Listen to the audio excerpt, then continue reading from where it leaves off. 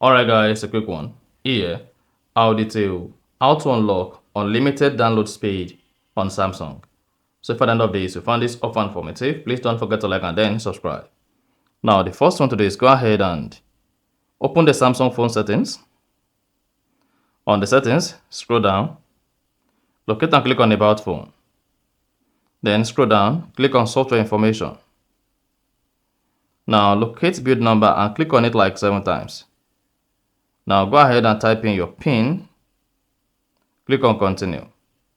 Click on OK from the pop. This is going to turn on developer mode. Now go back to the main settings page and scroll down beneath about phone. Click on developer options. After that, go ahead and search for download. So here, just search for download limits.